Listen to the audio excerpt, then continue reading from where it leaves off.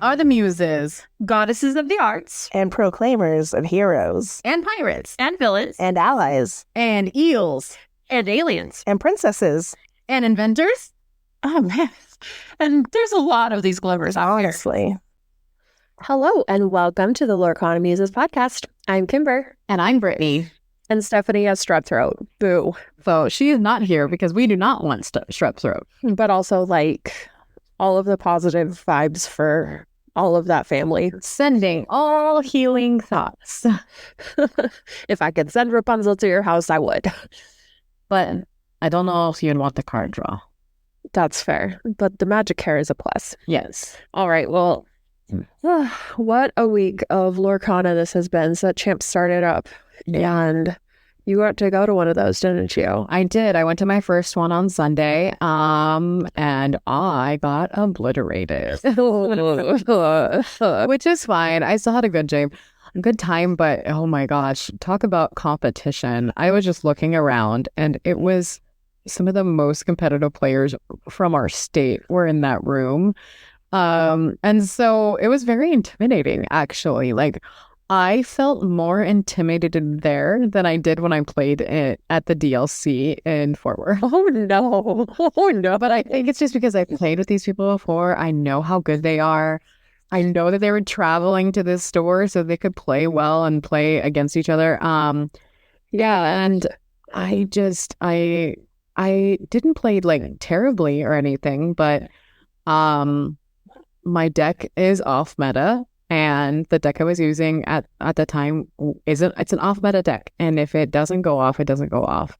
And I'm not going to choose to play a meta deck. It's just not my thing. I've tried them, and I just don't enjoy playing what everybody else is playing. Mm-hmm. But I am competitive, so I want my off meta decks to be competitive level decks. But that takes a lot of tweaking and a lot of like teching for all of the meta. And it's really difficult to tech for both Ruby Sapphire and Emerald Steel and aggro decks and this red steel that's seeing a surge in our locals because people were so intrigued by it at the top 64 in Vegas. And I'm just floundering, and that's fine. Like, that's your sign to go play Sapphire. Oh, yeah. Lots of flounder cards. That's funny. I'm still having fun. Obviously, that's the main goal, right? For me, especially like even competitively, even if I'm losing, I'm still having fun. I was not having fun when I was losing to Bucky decks all the time because it just wasn't fun to play against. Yeah. I do not mind playing against discard decks. That was not just a discard deck. That was a discard deck plus. Yeah. Especially because so many of those low-cost steel floodborns that deck was running were also taking your locations and your items. And it was it was an overpowered deck, and it was an overpowered deck that I felt like if once you were out of cards, there was like no answers. Top decking, and there was just nothing else that I could do. And yes, I know there were workarounds to it, but that felt like it had to be your entire strategy. And then if anything else was there, and I just felt like that just wasn't fun for me. But I don't mind playing like the Emerald and Amber discard deck that's around right now, or even the current Emerald Steel deck that's discard right now. Like it feels more competitive. It feels more competitive. It feels like there's still a chance, even if it's still a bad matchup for me. Yeah. I am all over the place with what I'm playing right now. I put down my just-in-time Jim Hawkins location deck for a minute. It's just not being utilized in the best ways. A lot of Sapphire decks have put in the Hideaway and have put in the Cusco. Yeah. And I think that's mostly to combat other decks. Obviously, my deck is not one that they were expecting, but because of that, and because it's never good against Amethyst decks because of the Fox and the Craft. It does okay against Emerald Steel decks if I can get off faster than they do. Yep. But generally, I don't always get off faster than they do. That feels like the real condition against those Emerald Steel decks is you have to get enough before they do. Yeah. And so if I didn't get my turn 3 Jim Hawkins RLS, Yeah, then I'm just done. So that's hard. yeah, so I kind of put it away, trying some other things. I tried a Robin Hood Christmas deck. So the Robin Hood sharpshooter action card, the ruby one. And tried that with a bunch of emerald and ruby actions, along with like some low cost heavy questers and things like that, like to be fast at the beginning. It didn't feel consistent. Yeah. And it had some of the discard elements that are in a lot of the emerald discard decks, but it's not really my style to play the discard package in emerald. I like the utilities parts of emerald, but not necessarily the discard parts. So I didn't really enjoy playing it, and it didn't feel seamless. Yeah. And it didn't feel like there was enough play lines past being able to play with the Robin Hood. Like if the Robin Hood got taken out before he did his job, then it just wasn't going to be working. Yeah.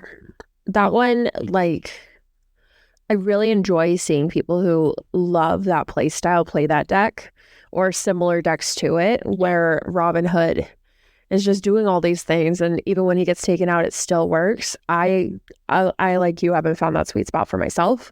And also, it really is not my style. I'm not a Christmas girly. Yeah, no, that's fair. And I still feel that Christmas will find its footing, and I really want it to, because I enjoyed it so much in the first few sets. Yeah, it will have its day in the sun. But like, there's just too many. It's not a good matchup with Steel. Anything with Steel. And Steel is everywhere right now. It is at least here, these top decks. Yeah. And so it's just a really difficult matchup. And so I put that away as well. Like, I only played it a few times, but I created one that was still a Robin Hood deck, but I matched it with Amber. Ooh, because I needed more card draw. Because of how much discard there is, right? Yeah. So I put in the Julietas and the Rapunzels, the Mulans, and the Mother Gothel. So the injured Mulan, the injured Mother Gothel, Rapunzel, and Julieta for card draw.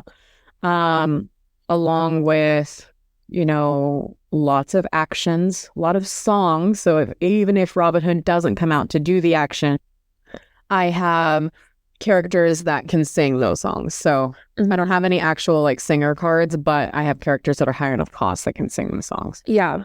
Other than like my Pirate's Life song, which is a sing together, so I can have more than one character sing it. Everything else can be pretty much sang by everyone. Yeah. Besides like my one drops. The devil's advocate in me, though, wants to be like, why not Amethyst, though? Why not Amethyst?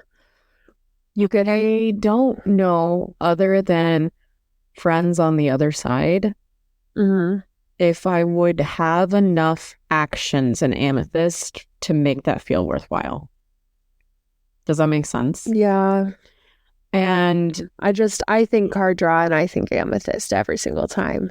And the actions with Robin Hood. The actions with Robin Hood, I mean, because all the ruby removal is in there. But I also just think, and honestly, it's not even all actions that are ruby actions that I have. Yeah. Like, I have the bare necessities to get songs from Sapphire. Yeah. Get friends on the other side from Amethyst, or to get locations from location decks, or... That is one of the things that, like, Amber really does have a decent bit of, like, controlling what is in the other person's hand. Yeah, so I have that, and then I am playing Revive. So I have Revive in there, and almost all of my characters are 5 and below. All of them but one. Because I have a single Chernobog in the deck. I mean, if you're going to play Amber, it's almost always worth playing a 1. Yeah, I haven't ever put him in one of my Amber decks before, but because Robin Hood puts everything that's not the action that you play into your discard, he's actually very good. Yeah. Because I'm actually even thinking about putting more than one in there because of how much discard decks there are. Like, I should be able to do that. I also have thought about doing Blast from the Past, because then I can pull the Chernobog back out of my Oh, discard, even without yeah. So that is on my list of short list of things to change about the deck. Part of your role too, you could take that character and put it back. Yeah. So like there's a few options to take from the discard. I've also thought about putting in the Hades. Which is great because it's an action on a body, but if I'm wanting to utilize the action package, having it be an action is great. That's true.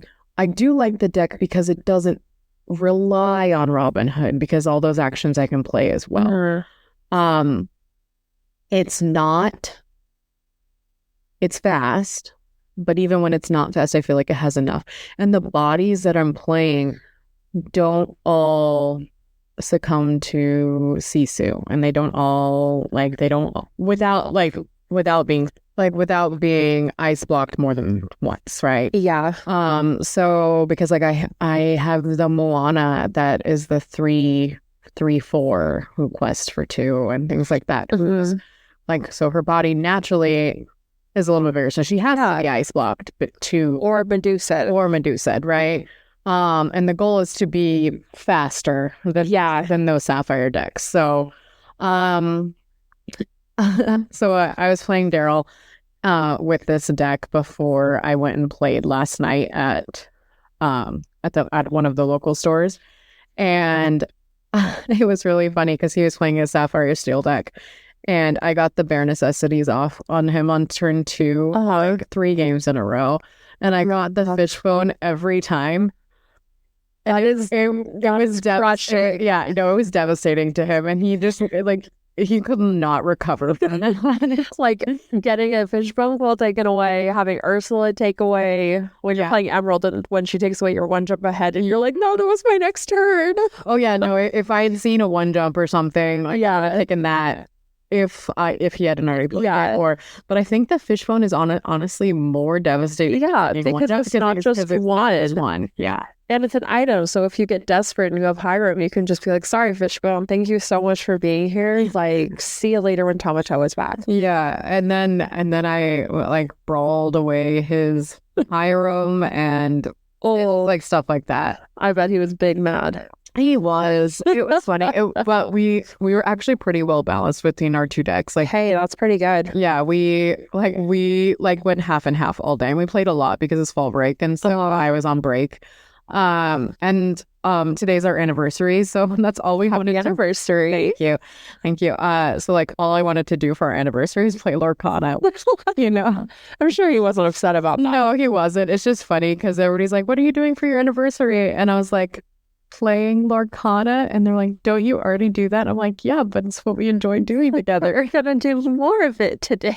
Yeah, like we have a time set aside, like Pack Rush, and so we went and bought some packs, and then we played Pack Rush. That's awesome. We played the decks that we had constructed, and I don't know, I had a really fun time, and he had a really fun time, and I mean that's why I married him. Like, we would play games together. Yeah, it's part of the appeal, right? I mean, we met to be dating at Comic-Con, so we had to track. I was like, we had to be nerdy there somewhere.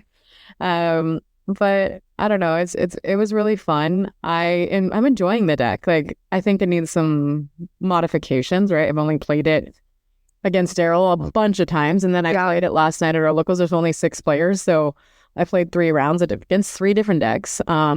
I played against a Christmas deck, like a mid-range control deck, and I lost 2-1, and it was like really close. And it was just fine. Like really close is fine. If you're gonna lose, at least let it be really close. Yeah, because at least then like you're only a tweak or 2 away, or maybe it just was a bad matchup, or they had they had a better draw, or it feels better. No, it does, because it feels like you're really playing the game. Yeah. Like, I mean, it was 3-game format, so I always like being able to have at least 1 game in that 3-game format. If you're going to lose, like it does not feel as good to be 2-0'd. It really doesn't. And so the other deck that I lost to was a red steel deck. And they were running that top 64 red steel deck. And I just could not get my brawls to get rid of the Flynn Rider, and most of my early cards nothing I have besides Maui has a 6 like the Gustav. Yeah. And so I was like, I couldn't find my brawls to get rid of the Flynn Rider so he stopped getting the lore. And So he's just hanging out. well, and then one of the games I played against him, he had 4 locations out. And like, as someone who actively plays location decks often, I was like, well, that's annoying, because and it wasn't just any locations, it was the 7 Dwarf Mine, which I think is a slept-on card. Daryl had put it in his deck, and it did so much His work Steel for Song him. deck, right? Yeah. He had put it in his Steel Song deck, and he'd also put it in a different iteration of his Blue Steel deck. Okay. But like, I think it's gonna see some play. I think a lot of people are seeing it for its utility of, shooting damage across even if yes, it gets 1 lore, and it has 6 health, like, so it can die relatively easily, but it's the movement of any character there is 1 damage, or any knights, which all of the 7 dwarves are knights, and Cinderella Stouthearted's a knight, and like, there are other knight characters. So I was thinking of like the smaller knights, because then you can play it early on to send some damage across. Because You don't have to wait for Goofy Night for a day. no, absolutely not. But I think it's going to see some growth. But he was playing that and then moving characters back and forth from those locations, and that was just. You're trying to like, no, like, I'm not playing anything with Ward. Like, what's going on? And I had characters, like, most of my characters had 4 health or more. And so, like, it was like he had to do that and then hit them, right? Because he couldn't get them unless Gustav had been ready. But he was just, he's higher than everybody. But so I was playing Daisy as one of my 1-drops. The Daisy deck that 1/4. the 1/4 that quests for 2 and like gives your opponent card draw only if it's a character. Yeah. I sent so many things to the bottom. I sent the RLS to the bottom in that deck. They only had characters and locations, so I only sent locations to the bottom. But when I played other people, I like sent the brawls to the bottom, and I sent goodbye, be prepared. Goodbye, song. Goodbye, things that are going to hurt me extensively. Yeah. But of course, she was giving them so many characters and things like that, which is fine. But Yeah. I was still, when I was winning, it was because I was able to just quest so quickly. That Daisy definitely is a double-edged sword. Yeah, no, for sure. And I think my thought was like, well, I'm only sending characters to their hand, and they're more cost than most of these actions that they're going to try to play, or it's going to take out the removal that's going to for sure, and the bare necessities is there to remove what's from their hand. Exactly. So I feel like I am on to something, but to figure out the balance is where I'm right now. 100%. And honestly, it's one of my favorite things to do is try to figure out what works and what needs to be in there. I did not play against a green steel deck with it yet, so I don't know how it's going to. That is I put in test. Yeah, I know, and I put in so much card draw for that matchup. Yeah, but I don't know if it's enough if my characters can't stay out to be healed. Yeah, to have the card draw. Yeah, so we'll see. Gotta cross your fingers. Yeah, so I'm hoping that on Friday when we play our locals that somebody will be there with. Oh, I'm sure they will. But I'm planning on playing tomorrow. Because a store is having their first night of Lorcana. Oh, that's exciting. So it's the new Gamers Guild in North Phoenix is doing like they're trying to start up their local, like they're trying to figure out what days work for them. So they're going to try that. And since I'm off full break, I can make that drive in the middle of the week. I will not be able to make that drive on a school night. But late night won't hurt you this week. No, it will not hurt you. And then like Thursday, I'll play at Recreation. And then Friday, I'll play at our favorite store, which is North Valley Game Spaces.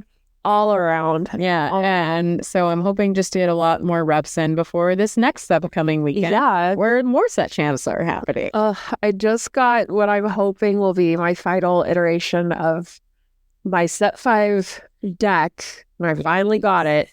And I haven't been able to get reps in outside of my house because childcare has just been rough. So I don't know. We shall see. We shall see. But it's different than what I usually do. And that's all I'm going to say about it. Oh, I'm excited to see that. Yeah. So, it feels like after Vegas, like it really just like shook up a lot of things in a set where people are already having a hard time getting their footing. I do feel like that too. I think this set, well, a lot of the cards are not being utilized as much as people were expecting. I think that the cards that were added, like No Fun Pete, or which, it's not really his name. I think it might be though. But like the Referee Pete. Yeah. The Referee Pete card, like that is He devastating. is a staple. Like that is devastating. Yeah. Especially since I'm like a action-based deck right now, right? And I've noticed whenever I play that I don't play action-based decks very much, but I realize when he's out there how dependent on my actions I am. Right? Because so many things are action. Yeah. I'm just like, wait a second. Oh no. Like in that red steel deck, so they played the No Fun Pete, and I had my Robin Hood on board. And so I couldn't quest with him because I would have sent 4 cards and not been able to play the action. And like, so sadness is when you're about to be prepared, your opponent, and you need to be prepared them. And then they're just like, oh, I'm just going to throw out Pete this turn. Yeah. And it's like, no, I was going to burn it all down. Come on. You're like, please. Yeah.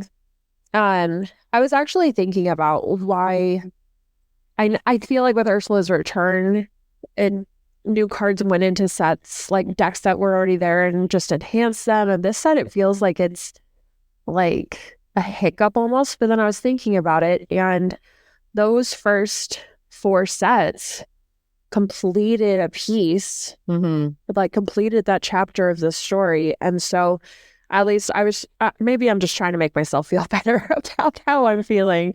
But with this being set 5, the start of this new second, like almost chapter 2-ish, it's hard. Well, I feel like the first 6 sets are going together. Yeah. So I think 5 and 6 are going to wrap up at least how the cards like synergize. And from there, they just think about the Hey-Hays. Oh, yeah. Hey-Hay's gonna change the meta.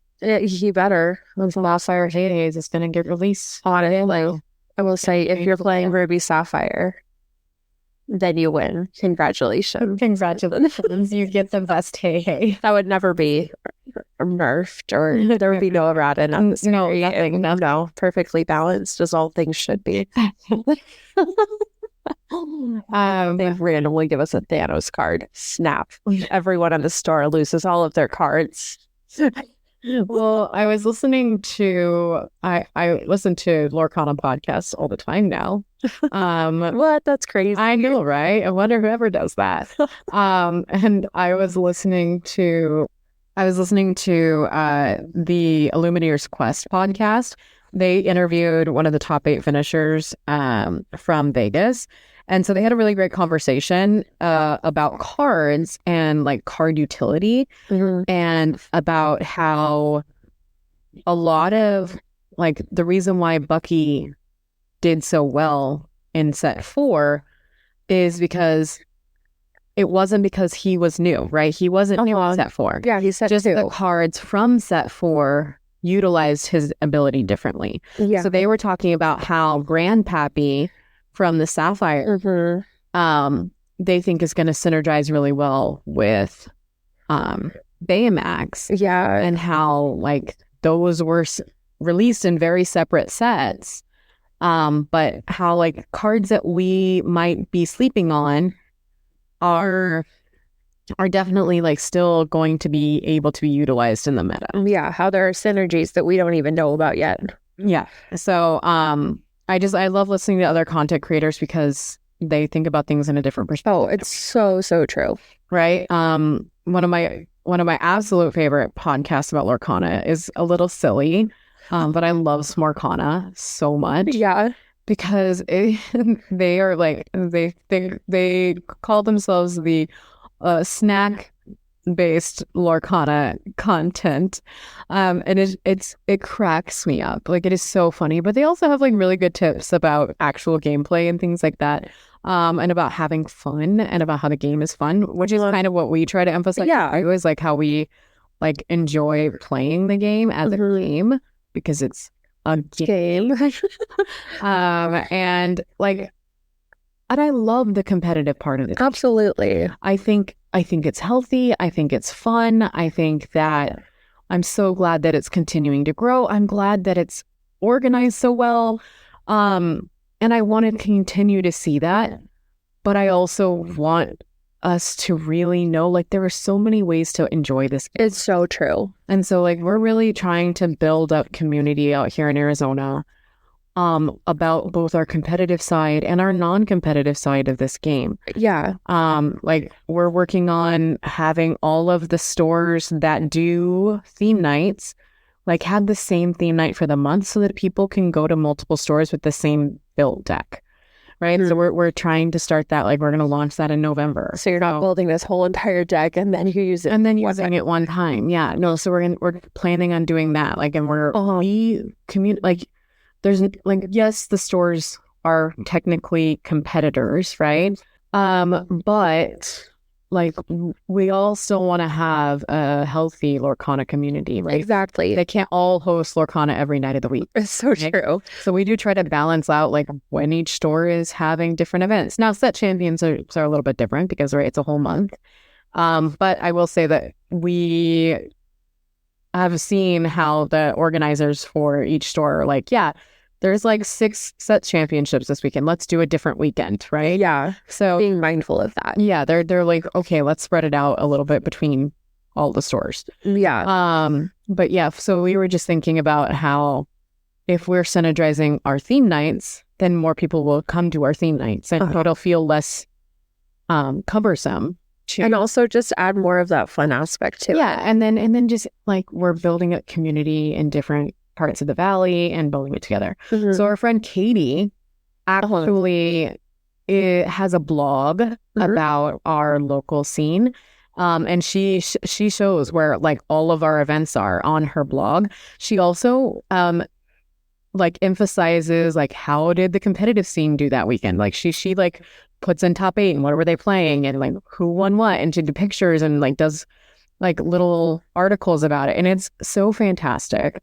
We love her so much. And that's so nice, because that helps you just feel like, even when you can't be there all the time, it helps you feel like you're still a part of what's happening. Yeah. And you didn't miss out on some huge amount of knowledge or something that happened, and kind of gives you the Cliff Notes version of it. Yeah. And I feel like we're building up both the competitive scene in Arizona and the more social scene. And the social scene, I feel like, was kind of lacking before, but I think we're building it up, and like building it to where like kids are more comfortable coming out to play, and like especially at those theme nights and things like that, right? And I was thinking about that this weekend, because we do have a theme night coming up, and it is a little bit more like spooky Halloween. It's our villains night that we're going to have.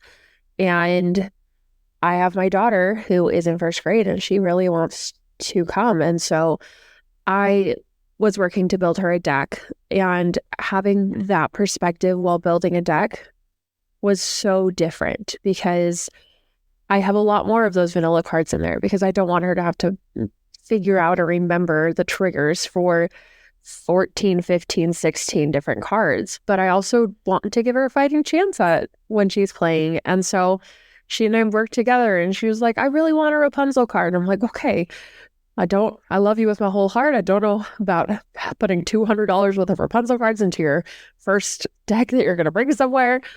But getting those characters in that she really loves, getting it to be something that she feels excited to play, something she feels confident playing. And that was fun for me as someone who loves building decks. It was a fun challenge to think about what would be accessible to her, but also something that she could be successful with. Yeah, no, I think that is something that I want to keep building up. Is I want our theme nights to be even if we are not having, I mean, it's still an evening, right? It's still later in the day and things like that. And so it does make it a little bit more difficult to have younger kids and things like that. But that's just, the timing of when we can have our events. But I want it to be more comfortable for things like that. Like I want to be able to host a gateway night, like that would be like where we have that. Because although I have a competitive mindset, a competitive heart, like I also like love that this is a family game. And something that makes me excited about it as a parent is that this game has such a great community, such amazing people, that I want them to get to know my kids. I want my kids to become friends with these people that I've grown so close to and that I care so deeply for as we've been playing this wonderful game. And I already know they care about my kids because they ask about them and like want to make sure that they're doing okay when things are hard with my family. They're checking in to see what they can do to help. And I just know that especially those newcomers are just going to be like, I feel like our community will take care of them, whether they're new to the game or new to all the things. Yeah, no, I mean, we have a lot of new players that are constantly starting this game. Yeah, you just said you taught 2 people how to play last night, right? Yeah, so like when I was there was only 6 of us playing, but 2 of them were new, and one of them was really good for being new, but they were not new to TCGs. They were just new to Lorcana. And so like they just like they understand card games. It's just learning specifically Lorcana, and I was like, you don't really need to learn very much. Like you've got it. I'm like, it's easy to learn, hard to master, but I don't think it's going to take you long. It's like so many of those other like mechanics transfer so well. Yeah. But I am loving this. I love the growth of this community. I love the growth that we're seeing at podcasts. Like we've had some really exponential growth over the last couple of weeks. And it's been exciting because we have our Instagram and TikTok, and those have both grown to over 100 followers, which like considering that we started this in the summer. Yeah, I mean, we've grown so quickly. Like we have over 2,100 downloads of our podcast, right? Yeah, like that's insane. Yeah, it started as like, we like Lorcana, let's talk about it. It's going to be fun, and we're excited. And I mean, we still are. Yeah, we still feel that. And that's what we still want to communicate to people is like, do we claim to be experts at this game? Absolutely not. That is not our goal with this podcast. Our goal with this podcast is to have a great conversation, is to talk about it from multiple perspectives, and to like come at it from, our millennial women perspective, like just Disney girl loving the game, building the community, and figuring things out along the way. Yeah. And so speaking of our Instagram and our TikTok and our X, Twitter, we are going to be hosting a giveaway soon because we have reached 100 followers on TikTok, 100 followers on Instagram, 100 plus on each of those. And we're very, very close on X. I think we're at like 97. Yeah. So once we've hit 150 on each or more, we will be doing a giveaway. So we have a variety of things that we're going to give away. So we have a pin, and we have a deck box, and we also have a few other things. And we will also, we have an enchanted Radigan's Party to give away. That's also kind of as a ramp up to our enchanted tournament. Yeah. We're having after all the set champs. Yeah. And before the new set drops. Kind of in that sweet spot after everybody's figured out so many things about their deck. So that is going to be on November 10th at North Valley Games Mesa. So we are making sure that we have so much fun. There's going to be so many additional prizes besides just those top 4 enchanted. It's going to be a really, really good time. But we're also doing like giveaways and raffles, and you'll get raffle tickets for more things like following us on all the social medias. So like if you're not following us on those social media accounts. Make sure you are. Even if you are not like actively on Instagram all the time, like follow us, and then you'll get extra tickets if you're coming to our tournament. But if you're not coming to our tournament, also follow us. Like, we're kind of funny. We try. We also just we want to be able to give away some fun Lorcana stuff. Yeah. And so our TikTok and Instagram are the Lorcana Muses. And I believe our X is The Lorcana Muses pod. Lorcana Muses pod. We're really excited to have that tournament and just to get to see people, honestly. Something with going back to set champs, though, I feel like the vibes have been kind of weird. And I don't know if it's just because we're in Phoenix and we're only 4 hours away from Vegas. And so they had the DLC and people put so much into that. But it also feels like people went into Vegas unsure about what to do with their decks. And then they came back even more unsure what to do with their decks, even though we got all this info with the top 64 lists. It seems kind of off. Am I off base with feeling that? No, I don't think you're off base about that. I don't know exactly why people are feeling this way. I don't know if it's because it's cut to top 8 to get the card, or if it seems less competitive because of that, or I don't know if they're just less excited by this card and Matt. Like, I don't know about maybe. Like, I know I'm not, but I'm also a Mirabelle stan. And it also feels like people are less sure about their decks going in. I would say yes. I feel like those people that had been playing like Ruby, Sapphire, and Emerald Steel ahead of this still feel But I think everybody else that was playing other decks is kind of like feels like a scramble. Yeah, they're like, is this something that I still want to play? And I've seen a lot of people that don't necessarily gravitate toward meta decks gravitating toward meta. Yeah, kind of like a Hail Mary. Like, well, what I was doing isn't working, so I'm still not going to do it. Like even if I want to have 3 set champs in a row, like, which I do, like so wholeheartedly, I want. You want that card? I want the card. I don't even care about the mat. Like, I want the card. I want the mat. Oh, yeah. Would you like to make an alliance? I mean, I wouldn't mind having. Well, yeah, I imagine. But I'm just in it for the card, right? Yeah. And display it with my other 2. Yeah.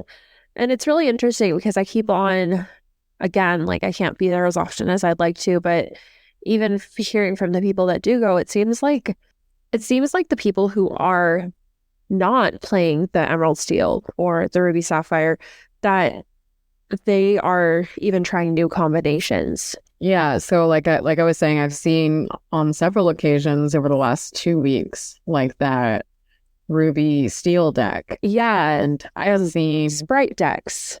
Yeah, so yeah, a bunch of lemon lime, not even just discard decks. Yeah, that are lemon lime, right? Like some aggro, some other iterations of it that we've never even seen. At least I haven't heard of before very much. Yeah, no, I've seen a smattering here and there, like some blurple. So yeah, I think I feel like at the set champs I was at, it was like 32 players and there was only 2 steel songs. Wow. Like that's crazy. And when you look at what went to Vegas, so much steel. So much like it. Like the swings are so wild to me. Yeah, you're like, it was 2 weeks. It's like, how did this happen? We were just there. Yeah. So many people swung back. Yeah, from Steel Song because of the resurgence of Emerald Steel. Yeah. And so it's just, and so many people who had Emerald Steel in their back pocket are just like, my time has come back. Yeah. And I mean, I don't think it was ever really gone, but it showed its dominance. Yeah. Well, I mean, it's not going to have as much dominance as it did during Bucky times, but it's still a very viable deck. Absolutely. And I honestly think there are parts of it that are stronger now without Bucky because they're not relying on some of those terrible Floodborn cards that was so using. Shift. My shift too far. Yeah. No, like, no, there's no far anymore. But I do think that they're utilizing stronger characters and things like that. Yeah, absolutely. Plus, there were some really great additions from set 5 for that deck. I'm seeing a lot of Amethyst Emerald decks. Yeah. So not necessarily just Ursula-based ones. I'm seeing like a lot of Clarabelles. I'm seeing a lot of things like that. That Clarabelle draw engine is insane. No, it's really good. And then the 1-drop that gets the removal, and the 2 that gets you some of that early card draw, and also is questing for 2. Like, so I think there are several people here that play that. Yeah, Emerald got so many good things this last set. Yeah. Yeah, I mean, that's I great. feel like Emerald is just like, it's a utility. It is. Right? Like it has so many options. Plus those choose your own adventure parts that are so fun. Which we just had one revealed. So the one that got just revealed is a Jasmine. And the art for that one is fantastic. It was just so funny because I was like, it's not Fart Jasmine. It's terrible. Because of that enchanted, that was so sad. Okay, so this is Jasmine Royal Seafarer. So I love the art in this because you can see the Azurite Sea in the background of the window. Just kind of like it's like a stormy sea background, which is awesome. And then it's utilizing those teals from her outfit. I was gonna say, like, I love when you can look at a card and not even have like the color band, and you're just like, oh, that's an Emerald card. Yeah, for sure. Well, I mean, and you just see that, and like even if Jasmine wasn't on the card, I would know it was a Jasmine card because of the color scheme. It's just art is 11 out of 10. Yeah. So this is Jasmine Royal Seafarer. She's a 3-drop inkable 2/3. By order of the princess, when you play this character, choose 1. Exert chosen damaged character. Chosen opposing character gains reckless during their next turn. So that is awesome. So I love that. I love cards that do more than one thing. Yeah. Right? Because then it allows you to have one card in your deck for multiple matchups. Which I feel like was something that was not missing, but was a weaker part of this game. I think those cards are so fun. And it really does feel like if you're trying to build a competitive deck, that every card does need to have multiple uses, and those are just right there for you. And so that's a really great thing too. And the other new card that we've gotten since we last recorded is Gadget Hack Wrench. Sorry. And she is 2-cost, inkable, 2/3, goes on a quest for 1. But she has some cool lore in the flavor text. It says all clues pointed to an island, but I never thought I'd see it on a map. Golly, this is incredible. I mean, the island actually exists, so it's technically credible, but still, this is amazing. And I mean, I just loved that show growing up. Any Gadget card is going to have my heart. And there's just also this silly, goofy part of me that's like, I need to get a deck that has Go-Go and it has Gadget, and then I can just play Inspector Gadget or find some Inspector Gadget like sleeves. So I love that so much. You go Gadget. Full lean into the inventors. Oh, 100%. You could do like an Emerald Sapphire Inventor deck. Yeah. And just call it Go Gadget. Yeah.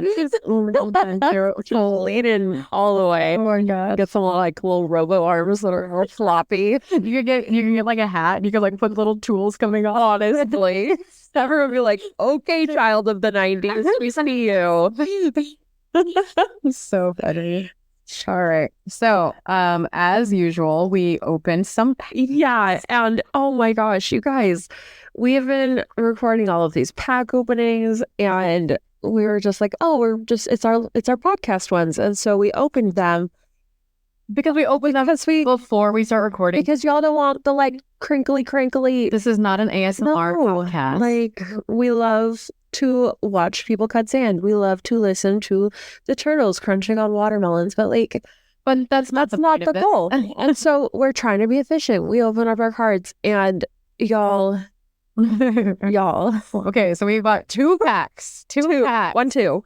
And they were goated. Yeah, so Brittany opens her pack. Tell them what you got. So I opened my pack, and I was going through, so excited. Start with a Cogsworth, right? Great card.